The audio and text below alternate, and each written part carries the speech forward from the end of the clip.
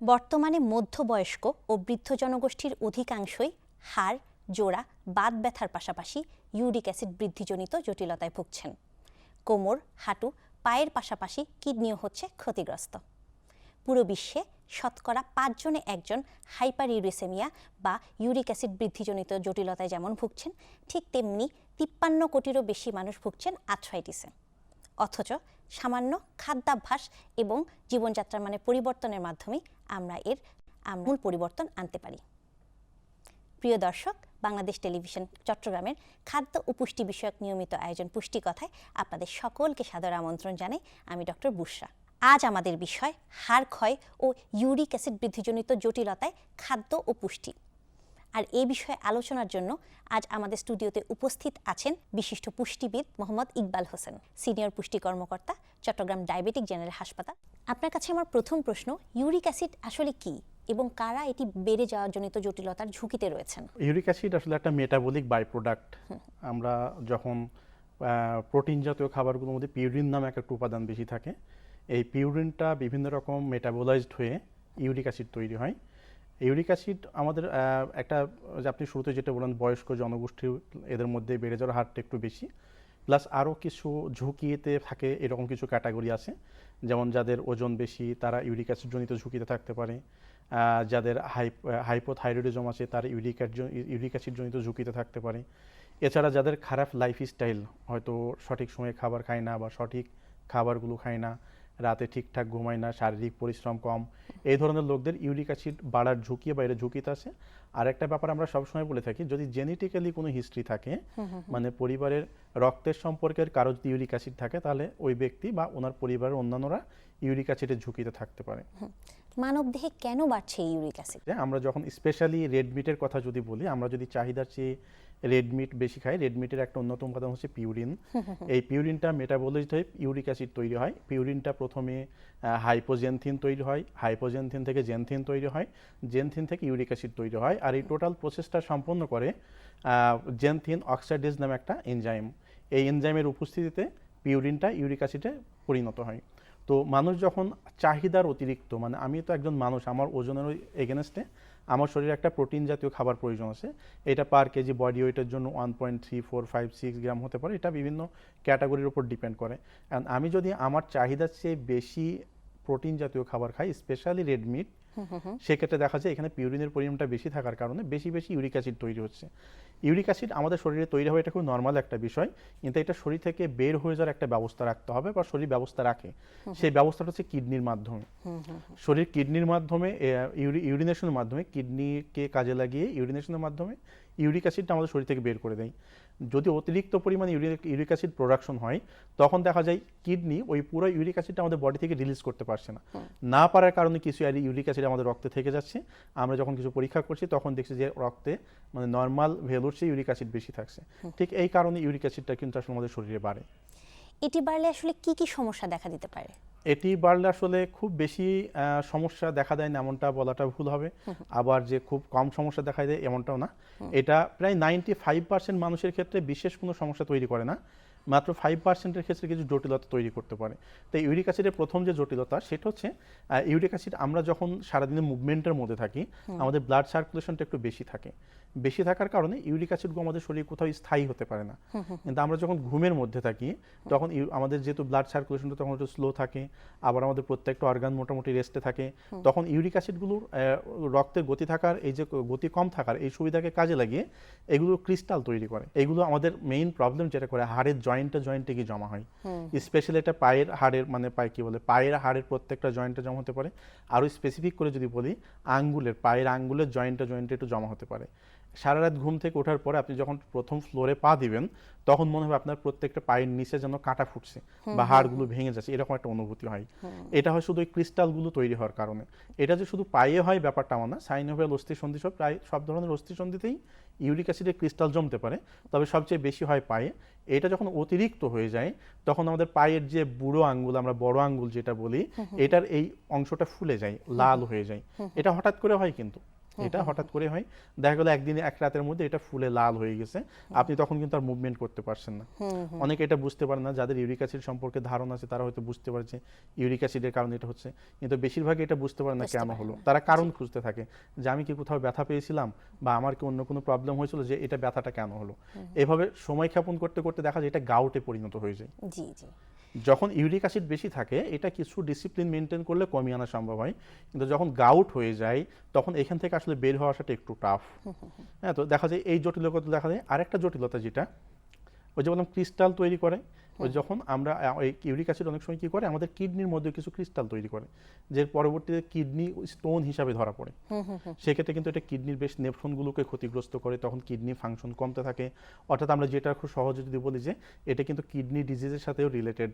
হ্যাঁ, এছাড়াও দেখা যায় মানুষকে কষ্ট দেয়, মানে একটা ইনফ্লামেটরি একটা ভাব থাকে, এটা কিন্তু একটা ইনফ্লামেটরি ডিজিজ। মানে শুধু ব্যথা না, ব্যথার পাশাপাশি একটা ইনফ্লামেশন থাকে শরীরের ভিতরে। হ্যাঁ, তাহলে এই ধরনের জটিলতাগুলোই মূলত দেখা দেয়।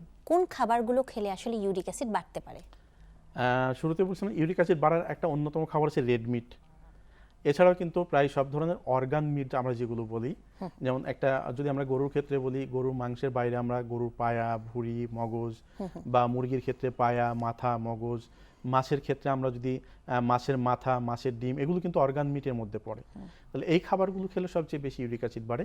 আর নর্মালি দেখা যায় মাছের ডিম থেকে কিন্তু আসলে অন্যান্য যে কোনো খাবার চেয়ে একটু বেশি বাড়ে।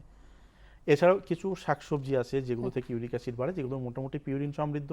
তার মধ্যে আপনার পুঁই শাক আছে, পালং শাক আছে, পাট শাক আছে, ব্রোকলি আছে, ফুলকপি আছে, হ্যাঁ, শালগম আছে, এই ধরনের ঢ্যাঁড়স আছে। এই ধরনের খাবারগুলো থেকে কিন্তু যথেষ্ট পরিমাণে ইউরিক অ্যাসিড বাড়ে। প্লান্ট সোর্স থেকে ইউরিক অ্যাসিড বাড়ার হারটা খুবই নগণ্য, যেটা অ্যাভয়েড করা যেতে পারে। সবচেয়ে বেশি বাড়ে হচ্ছে অ্যানিমেল সোর্স থেকে, মানে যে রেড মিট, মাংস বা সামুদ্রিক মাছ ইউরিক অ্যাসিড বাড়ার একটা অন্যতম কারণ। এগুলো অনেকগুলো কারণ একত্রিত হয়ে আসলে ইউরিক অ্যাসিডটা বাড়ে। আসলে ইউরিক অ্যাসিড বেড়ে গেলে আমাদের কি কি খাবার খাওয়া উচিত তাহলে? যে কয়েকটা খাবার আমাদের জন্য নিষিদ্ধ সেগুলো বাদে বাকি সবগুলোই খাওয়া যায়। যেমন আমি বললাম যে রেড মিট, সব ধরনের রেড মিট বন্ধ করতে হবে, তবে চামড়া ছাড়া মুরগি খাওয়া যায়। প্রোটিনের সোর্স হিসেবে চামড়া ছাড়া মুরগি রাখতে পারে। সামুদ্রিক মাছে প্রচুর ইউরিক অ্যাসিড বাড়ে, তো সামুদ্রিক মাছটা অ্যাভয়েড করে আমরা পুকুরের মাছ বা নদীর মাছ খেতে পারি, এগুলোতে পর্যাপ্ত পরিমাণ খেতে পারি। প্রোটিনের আরেকটা সোর্স হিসেবে আমরা ডিম নিতে পারি। ডিমে কিন্তু আসলে ইউরিক অ্যাসিড একেবারে বাড়ে না বললেই চলে। আমরা দুধ রাখতে পারি প্রোটিনের সোর্স হিসাবে। এই খাবারগুলোতে ইউরিক অ্যাসিড বাড়ে না, তাহলে সেক্ষেত্রে আমরা বাদ রাখতে পারি এদিকে রেড মিট, মানে মুরগি ছাড়া প্রায় সব ধরনের মাংসই বন্ধ করতে হবে। আর সামুদ্রিক মাছ, ছোট মাছ বলতে কি শুধু ছোট মাছ না, কাঁটা সহজ চিবিয়ে খাওয়া যায় এমন কোনো কিছু খাওয়া যাবে না। আমরা যদি বড় মাছ খাই, বড় মাছের কাঁটাটা বাদ দিয়ে খেতে হবে। অনেকের অভ্যাস আছে যে মাছ খাওয়ার পরে কাঁটাটা খাচ্ছে, মানে চিবিয়ে খাচ্ছে। অনেকের অভ্যাস আছে হয়তো মুরগির মাংস খাচ্ছে, হাড্ডি খাওয়ার অভ্যাসগুলো একটু বাদ দিতে হবে। আর এছাড়া সবজির ব্যাপার যেটা বললাম, সব ধরনের ডাল একটু বাদ রাখতে হবে। স্পেশালি মুগ ডালটা খুব বেশি ইউরিক অ্যাসিড বাড়ায় না, এখানে পিউরিনের পরিমাণটা কিছুটা কম থাকে। আর শাকসবজির মধ্যে যেটা বললাম, পুঁই শাক, পালং শাক, পাট শাক, বা কি বলে ব্রোকলি, ফুলকপি, পাতাকপি, শালগম, ঢ্যাঁড়স, এই 7টা কি 8টা সবজি মূলত আমরা একটু বাদ রাখলেই ইউরিক অ্যাসিডটাকে আমরা মূলত নিয়ন্ত্রণে রাখতে পারি বা বাড়াটাকে রোধ করতে পারি। মিষ্টি জাতীয় কোনো খাবার বা কার্বোহাইড্রেট কি এটি বাড়াতে সাহায্য করে? জি, আমরা সবসময় যখন ইউরিক অ্যাসিড বাড়ে শুধু এই কারণগুলোই খুঁজি যে প্রোটিন বেশি খাচ্ছি, এটাই বেশি খাচ্ছি। কিন্তু একটা গুরুত্বপূর্ণ বিষয় হচ্ছে আমরা যখন সিম্পল সুগার বেশি খাই বা চিনি জাতীয় মিষ্টি জাতীয় খাবার বেশি খাই, তখন কিন্তু এখান থেকে ইউরিক অ্যাসিড বাড়ে। আমি বলছি এটা একটা মেটাবলিক বাই প্রোডাক্ট। এটা একটা মেটাবলিক বাই প্রোডাক্ট। আমরা যখন বেশি পরিমাণে সুগার ইনটেক করি তখন এটা আমাদের লিভারের উপর একটা এক্সট্রা চাপ তৈরি করে। গ্লাইসেমিক লোড বা গ্লাইসেমিক ইন্ডেক্স বেশি যেসব কার্বোহাইড্রেটগুলো, এগুলো যখন আমরা বেশি পরিমাণ, বেশি বলতে আমার শারীরিক পরিশ্রমের চেয়ে বেশি, কার্বোহাইড্রেট হচ্ছে আমার জ্বালানি, মানে আমি কি পরিমাণ পরিশ্রম করছি সেই অনুযায়ী আমার কার্বোহাইড্রেট নিতে হবে। ঠিক একটা গাড়ি কি পরিমাণ চলবে সেই হিসাবে তার জ্বালানি নিতে হবে। তা আমি যদি আমার শারীরিক পরিশ্রমের চেয়ে কার্বোহাইড্রেট বা সিম্পল সুগারগুলোকে বেশি নিই, তখন দেখা যায় এটা লিভার উপরে একটা এক্সট্রা চাপ তৈরি করে। তো লিভার তখন কি করে, এই চাপটাকে সামাল দেওয়ার জন্য এখান থেকে কিছু বাই প্রোডাক্ট হিসাবে ইউরিক অ্যাসিড তৈরি করে। তো এখান থেকে কিন্তু ইউরিক অ্যাসিডটা বাড়তে পারে।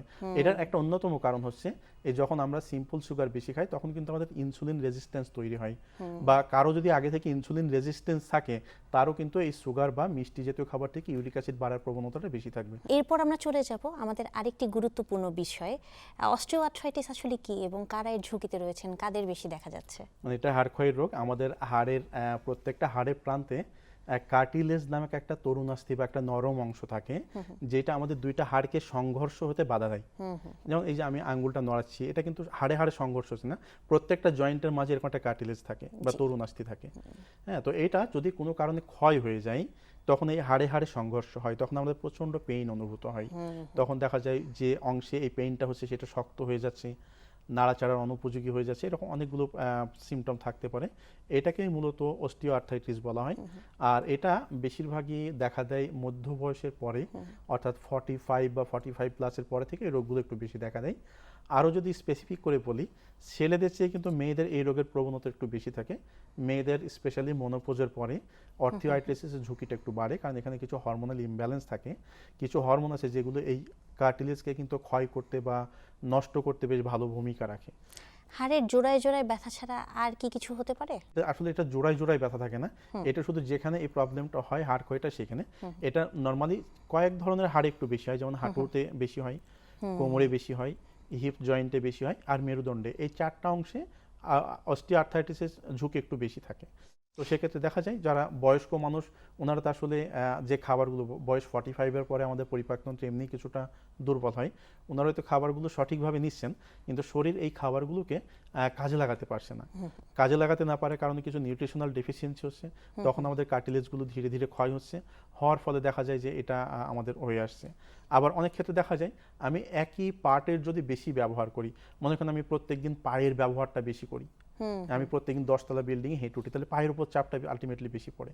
আমি হয়তো অনেক একটা বোঝা মাথায়, প্রত্যেকদিন বোঝা মাথায় নিই, সেক্ষেত্রে মেরুদণ্ডের উপরে, পায়ের উপরে, দুইটার উপরে চাপটা বেশি পড়ে।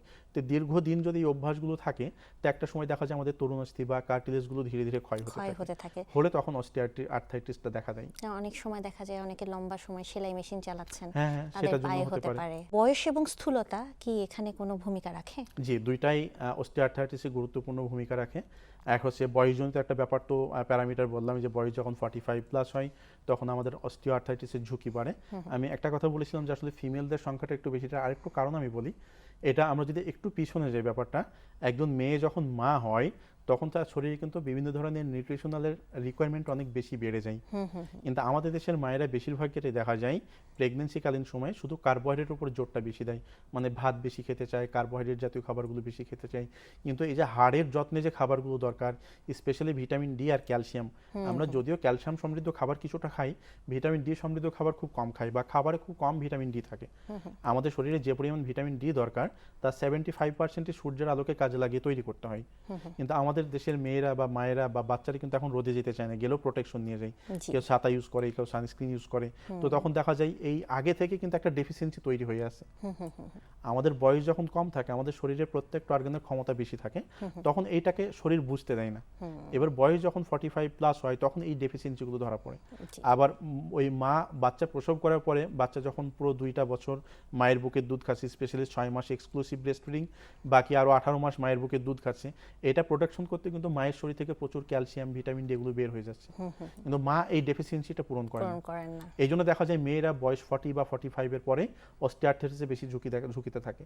আপনি যে কোনো ফিজিক্যাল মেডিসিন ডাক্তারের কাছে যাবেন, দেখুন বেশিরভাগ পেশেন্টই কিন্তু ফিমেল, মেল পেশেন্ট খুব কম পাওয়া যায় এখানে। হ্যাঁ, আর ওজনজনিত ঝুঁকি যদি আমি বলি, আসলে ওই যে বললাম আমাদের প্রত্যেকটা হাড়ের জয়েন্টে একটা পাতলা আবরণ থাকে যেটাকে তরুণাস্থি বা কার্টিলেজ বলে।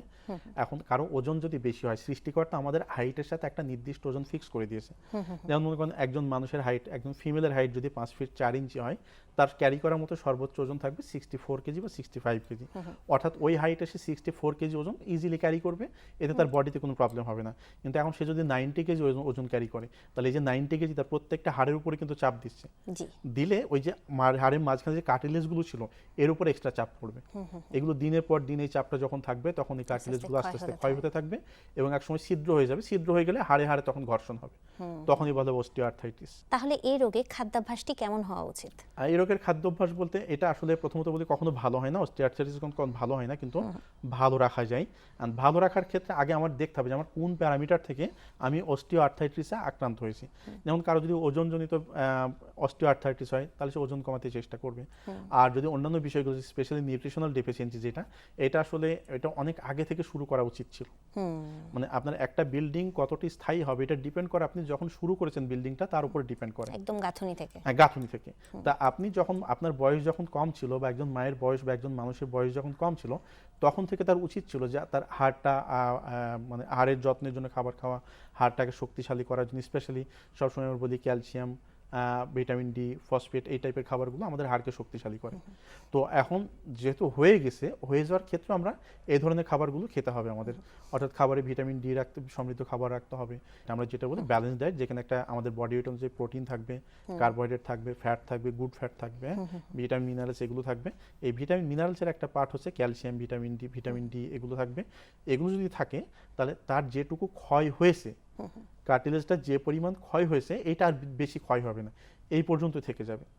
ক্যালসিয়াম ও ভিটামিন ডি সম্বলিত কিছু খাবারের উদাহরণ আমাদের দর্শকদেরকে যদি একটু বলুন। আর ক্যালসিয়ামের সবচেয়ে ভালো সোর্স হচ্ছে দুধ আর দুধ জাতীয় খাবার। অবশ্যই। সেটা টক দই হতে পারে, দুধ দিয়ে তৈরি হতে যে কোনো খাবার হতে পারে। আর হচ্ছে বাদাম, অনেকের দুধে ল্যাকটোজ ইনটলারেন্স থাকতে পারে, অনেকের দুধ খেয়ে হজম করতে পারে না, এই ধরনের অনেকের প্রবলেম অনেকের থাকে, তো তার জন্য দুধের পরিবর্তে বাদাম খাওয়া যেতে পারে। তবে আমরা এক্ষেত্রে বা আমি স্পেশালি চীনা বাদাম খেতে একটু নিরুৎসাহিত করি, কারণ বেশিরভাগ ক্ষেত্রে মানুষের দেখা যায় চীনা বাদাম খেলে অ্যাসিডিটির সমস্যাটা বাড়ে। আর চীনাবাদামের পরিবর্তে আমরা কাঠবাদাম বা কাজু বাদাম খেতে বলি। এর দুইটা কারণ আছে। একটা হচ্ছে চীনাবাদাম থেকে কাঠবাদাম, কাজু বাদামে ক্যালসিয়ামের পরিমাণ কিছুটা বেশি থাকে, প্লাস হচ্ছে গুড ফ্যাটের পরিমাণ এগুলোতে একটু বেশি থাকে, আর এগুলোতে অ্যাসিডিটির সমস্যা একটু কম থাকে। আচ্ছা, এছাড়া অন্যান্য সব ধরনের খাবারে মোটামুটি পাওয়া যায়, তো এই দুটো সবচেয়ে ভালো সোর্স। আর ভিটামিন ডি এর কথাও যদি বলি, বীজ জাতীয় মূলত যে খাবারগুলো এগুলোতে ভিটামিন ডি পাওয়া যায়, যেমন বাদাম, কাঠবাদাম, কাজু বাদাম এগুলো। আচ্ছা, গরু মাংস এগুলোতে পাওয়া যায়, ডিমের কুসুম পাওয়া যায়। এখন ডিমের কুসুমে বা মাংসে ভিটামিন ডি পাওয়া যাবে, কিছু শর্ত থাকে। শর্ত হচ্ছে ওই প্রাণীটা যদি ভিটামিন ডি রিচ হয়। এখন আপনি যদি একটা ফার্মের মুরগিকে বদ্ধ ঘরে কোনো রকম রোদ ছাড়া লালন পালন করে সেখান থেকে ডিম কালেক্ট করেন, সেখান থেকে ভিটামিন ডি এর আশা করা যাবে না। অবশ্যই। আপনি একটা ফার্মে গরু পালন করেছে, গরুটা কখনো রোদের মধ্যে চড়ে মানে ঘাস চড়ে খায় নাই, তার কাছ থেকে আপনি ভিটামিন ডি পাবেন এটা আশা করা যাবে না। ওই ধরনের গরু থেকে আমরা দুধে নর্মালি ভিটামিন ডি থাকে, ওই অল্প পরিমাণে থাকে, তো ওই ধরনের গরু থেকে আমরা যদি দুধ আহরণ করি সেখান থেকে কিন্তু ভিটামিন ডি থাকবে না। আসলে কোনো প্রাণীজ সোর্স থেকে আমরা ভিটামিন ডি পেতে হলে তার আগে এনশিওর করতে হবে যে প্রাণীটা হচ্ছে ভিটামিন ডি রিচ বা ওর শরীরে ভিটামিন ডি আছে। তার শরীরে যদি ভিটামিন ডি না থাকে সেখান থেকে আমরা যে প্রোডাক্টটা নেব সেখানে এটা কখনোই থাকবে না। নর্মালি আমরা সবসময় বলি যে ভিটামিন ডি চাহিদা পূরণ করার জন্য সূর্যের আলোকে একটু গায়ে লাগাতে। এটা আসলে আমাদের দেশে ঋতু অনুযায়ী চেঞ্জ হয়, কোন সময় যাবে। আমি সবসময় বলি শীতের সময় দুপুরের দিকে একটু রোদ লাগাতে, গরমের সময় একটু সকালে বা বিকালের দিকে সহনীয় পর্যায়ে রোদ। মানে এত তীব্র রোদ হবে না যেখানে গিয়ে আপনি অস্বস্তি বোধ করবেন, আপনি লাল হয়ে যাচ্ছেন বা স্কিন বার্ন হওয়ার ঝুঁকি আছে, এই ধরনের রোদে না, সহনীয় পর্যায়ে একটা রোদে। এই ধরনের রোদে আমরা যদি সপ্তাহে অন্তত 5 দিন 20 মিনিট করে থাকতে পারি, আমাদের ডেইলি ভিটামিন ডি এর ডেফিসিয়েন্সি কিন্তু পূরণ হয়ে যায়। এছাড়াও আর জীবনযাত্রার মানে কি কি পরিবর্তন আমরা আনতে পারি? প্রথমত হচ্ছে আমরা সবসময় বলে থাকি মানুষের খুব স্বাভাবিক একটা জীবনযাপন হবে এরকম, রাতে তাড়াতাড়ি ঘুমাবে। আমরা যেমন ছোট থেকে পড়ে আসছি early to bed and early to rise makes a man healthy. আচ্ছা, সকালে ঘুম থেকে উঠতে হবে, ঘুমটা হচ্ছে সবচেয়ে গুরুত্বপূর্ণ। দেখেন, আমরা অ্যাজ এ মুসলিম যদি বলি, আমাদের নবী করিম সাল্লাল্লাহু আলাইহি ওয়াসাল্লাম বলেছেন যে এশার নামাজের পরে ঘুমাইতে হবে। আচ্ছা, পবিত্র কোরআনে বলা আছে রাতকে সৃষ্টি করা আছে ঘুমানোর জন্য। তার মানে সবাই কিন্তু একই কথা বলে, রাতে ঘুমাইতে হবে। বিজ্ঞান কি বলে বা মেডিকেল সায়েন্স কি বলে? মেডিকেল সায়েন্স বলে রাত 11টার মধ্যে অন্তত ঘুমাইতে হবে। আমরা যদি রাত 11টার মধ্যে ঘুমাই, আমাদের শরীরে কিছু হরমোনাল ব্যালেন্স হয়, না ঘুমালে ইমব্যালেন্স হয়। আপনি দেখবেন যেসব মানুষগুলোর হরমোনাল ডিজিজ আছে, স্পেশালি হয়তো ইনসুলিনের ইমব্যালেন্স, মানে ডায়াবেটিস আছে, কারো হয়তো থাইরয়েড ইমব্যালেন্স আছে, এই রোগীগুলো যদি রাত জাগে ওষুধ দিয়েও ইনাদের এই সমস্যাগুলো কিন্তু কন্ট্রোলে আনা যায় না। এই জন্য সবসময় বলা হয় রাত 11টার মধ্যে ঘুমাতে হবে, আর ওইদিকে উঠতে হবে সকালে। সকালে বলতে কথা আমি সবসময় একটু মজা করেই বলি যে সূর্য মামা জাগার আগে উঠবো আমি জেগে, এইটা আমাদের মাথায় রাখতে হবে। অবশ্যই। কিন্তু আমরা দেখা যায়, আমরা বলি রাতের আধারে 6 থেকে 8 ঘন্টা ঘুমাইতে। আমাদের বেশিরভাগ মানুষই 6 থেকে 8 ঘন্টা ঘুমায়। স্পেশালি আমি যদি ইয়াং জেনারেশনের কথাই বলি, তারা 6 থেকে 8-9 ঘন্টা ঘুমায়, কিন্তু টাইমটা ঠিক থাকে না। তারা দেখা যায় 2টা 3টা 4টার দিকে ঘুমায়, ওইদিকে 10টা 11টার দিকে ওঠে। এতে কিন্তু আমাদের শরীর কাটা বায়োলজিক্যাল সাইকেল আছে, এটা কিন্তু নষ্ট হয়। এটা নষ্ট হওয়ার পরে দেখা যায় বিভিন্ন রকম রোগ বা এগুলো আমাদের শরীরে বাসা বাঁধে, অল্প বয়সে এগুলো আমাদের চলে আসে। এখন দেখবেন এই যে আমাদের যে নন কমিউনিকেবল ডিজিজ, এগুলো কিন্তু অল্প বয়সী মানুষদের মাঝেও দেখা যাচ্ছে। এটার একটা কারণ হচ্ছে খারাপ লাইফস্টাইল, আর একটা হচ্ছে টাইমলি খাবার খাওয়া। শুধু টাইমলি খাওয়া না, টাইমলি খাবার খাওয়া, টাইমলি ঘুমানো, আর ডেইলি একবেলা একটু ফিজিক্যাল অ্যাক্টিভিটি। আমরা যখন একটু হাঁটাহাঁটি বা এক্সারসাইজ করি তখন আমাদের শরীরে ব্লাড সার্কুলেশন বেড়ে যায়, প্রত্যেকটা হাড়ের জয়েন্টে জয়েন্টে ব্লাড সার্কুলেশন বেড়ে যায়। বেড়ে গেলে তখন দেখা যায় যে তরুণাস্থি বা কার্টিলেজ ক্ষয়ের যে রেট, এটা কিন্তু অনেক কম থাকে। আমরা তো শুধু মনে করি যে ওজন বাড়লে হাঁটবো আর ডায়াবেটিস হলে হাঁটবো, ব্যাপারটা কিন্তু কখনোই এরকম না। ব্যাপারটা হচ্ছে সুস্থ থাকার জন্য প্রত্যেকবেলা একটু হাঁটা বা ব্যায়ামের অভ্যাস করতে হবে, টাইমলি খাবার খেতে হবে। আমি সবসময় বলি, আপনি পৃথিবীতে সময় মতো যে কাজগুলো করবেন না, সেখান থেকে কখনো ভালো কিছু আশা করা যাবে না। আমি আবারও যদি বলি, মনে করেন ভোর 5টার সময় আমাদের ফজরের নামাজ, কোনো ব্যক্তি যদি 7টার সময় আরো যত্ন সহকারে গভীর মনোযোগ সহকারে ফজরের নামাজ পড়ে, তাও কিন্তু নামাজটা হবে না, কারণ সে সঠিক সময় এটা করেনি। মনে করেন আপনার অফিস টাইম 10টার সময়, আপনি প্রত্যেকদিন 11টায় অফিসে যাচ্ছেন, অফিস কখনো এটা ভালোভাবে অ্যাকসেপ্ট করবে না। আপনি তো বললেন রাস্তায় জ্যাম ছিল, অফিস বলে সেটা তোমার সমস্যা, তোমাকে এটা ম্যানেজ করে টাইমলি আসতে হবে। আপনি টাইমলি যে কাজগুলো করবেন না, সেখান থেকে কখনো ভালো কিছু আশা করা যাবে না। তাই টাইমলি ঘুম, টাইমলি খাওয়া আর ডেইলি একবেলা একটু ফিজিক্যাল অ্যাক্টিভিটি, এই 3টা জিনিসের যদি সঠিক কম্বিনেশন করা যায়, তাহলে এই ধরনের রোগগুলোকে তো প্রতিরোধ করা যায়, প্লাস এগুলো যেন না হয় সেই ব্যাপারে শরীর কিন্তু যথেষ্ট শক্তি পায়, বা এগুলোকে প্রতিরোধ করার জন্য বিভিন্ন যথেষ্ট রসদ শরীর যোগান দিতে পারে। ধন্যবাদ আপনার গুরুত্বপূর্ণ বক্তব্য আমাদের দর্শকদেরকে দেওয়ার জন্য। আপনাকেও ধন্যবাদ আমাকে স্টুডিওতে আমন্ত্রণ জানানোর জন্য। কথায় কথায় আমরা অনুষ্ঠানের একদম শেষে চলে এসেছি। পরবর্তীতেও এরকম গুরুত্বপূর্ণ কিছু বিষয় নিয়ে আপনাদের সামনে আবার হাজির হব, এই প্রত্যাশায় আজ এখানেই বিদায় নিচ্ছি। সবাই ভালো থাকুন, সুস্থ থাকুন, আর চোখ রাখুন বাংলাদেশ টেলিভিশন চট্টগ্রামের পর্দায়।